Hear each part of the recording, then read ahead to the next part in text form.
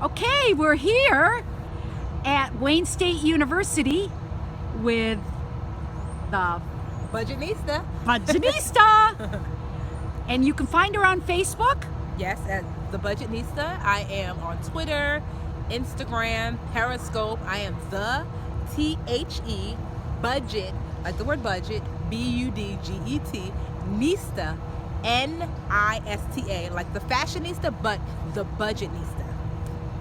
Great. And you were here at the Rainbow Coalition with the Yes. Reverend Jesse Jackson, Yep. and you taught us some great advice. Yes, about how really to live a richer life. So I'll give you two stories of how I kind of started and what you can do to start on your own.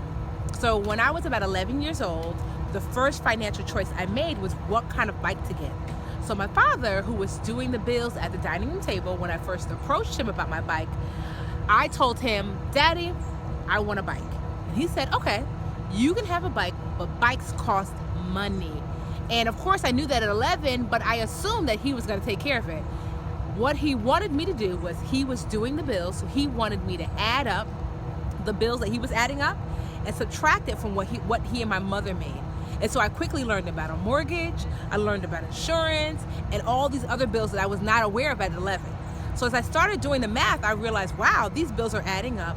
And then when I subtracted that number of the bills that they were paying from what they made, I started to feel disheartened. I thought, clearly, I'm not going to be able to afford to get my bike now. Thankfully, there was some money left over, and he gave me two choices.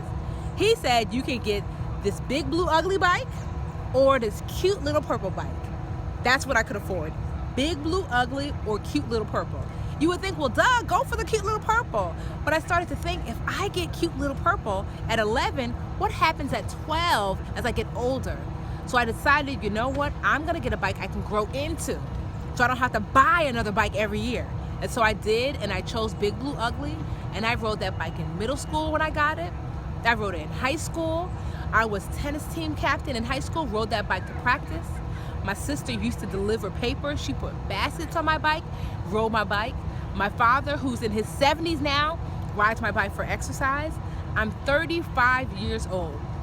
I got that bike when I was 11. So 24 years later, that bike is still relevant. So what is your blue bike? What is the thing that you think is nothing, but it's everything to you financially?